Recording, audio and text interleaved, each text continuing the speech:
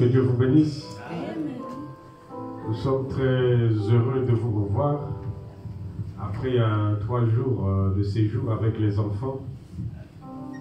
On avait prévu de se retrouver dans un camping pendant 3 jours et les enfants ils ont participé, très heureux de pouvoir se sentir dans la présence de Dieu. Amen. C'était l'occasion de combiner les loisirs et puis aussi de prendre du temps de leur parler de la parole, d'apprendre, de savoir vivre selon ce que la chrétienté recommande. Et cette expérience a été vraiment très très positive parce que les enfants, ils ont quand même dégagé quelque chose de spécial. On a été joué, on a fait plein de choses, mais quand il s'agissait de pouvoir se consacrer à Dieu, les enfants sont passés par une expérience personnelle avec Dieu. Et je pense qu'à leur âge, ce sont des choses qu'il faut vraiment encourager.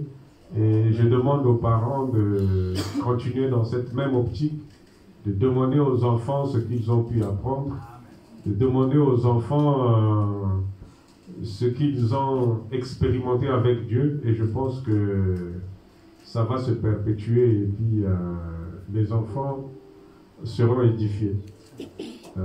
Hier, on a passé des moments merveilleux. Le pasteur nous a enseigné sur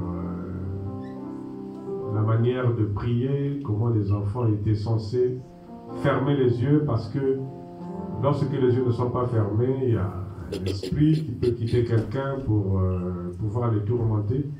Et ça, maintenant, les enfants connaissent réellement comment se conduire devant la présence de Dieu. Donc, ce matin, nous sommes revenus et on a eu notre leçon de l'école de dimanche. Le pasteur nous avait demandé d'aller lire à la maison une écriture qui était dans Apocalypse 3. Et ce matin, c'était la leçon du jour. Donc on a vu Apocalypse chapitre 3 au verset 20 sur la porte. Là où Jésus dit, je me tiens devant la porte et si quelqu'un m'ouvre, je rentre souper avec lui.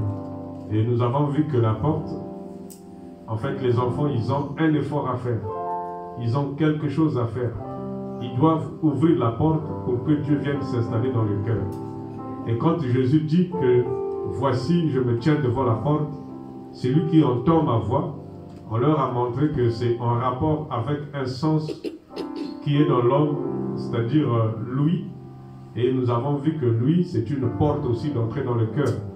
Et sachant que Dieu réside dans le cœur, mais Dieu se tient à l'écart et il demande qu'il puisse entrer. Et les enfants, ils font cet exercice quand ils écoutent la voix qui leur dit de faire le mal et la voix qui leur dit de faire le bien. Ils ont le choix d'accepter l'un ou de rejeter l'autre. Mais on leur a montré qu'ils doivent faire le choix de Dieu pour que Dieu descende dans le cœur. Et on a complété aussi ce verset qui dit « C'est de l'abondance du cœur que la bouche parle ». Donc on est en train d'avancer petit à petit pour que les enfants soient capables de pouvoir vaincre lorsqu'il y a la plus grande bataille jamais livrée dans leur pensée. Que Dieu vous bénisse beaucoup. Amen. Nous vous apprécions énormément. Pour ce matin, l'offrande était à 5,50 € et tous les enfants étaient présents. Amen. Amen.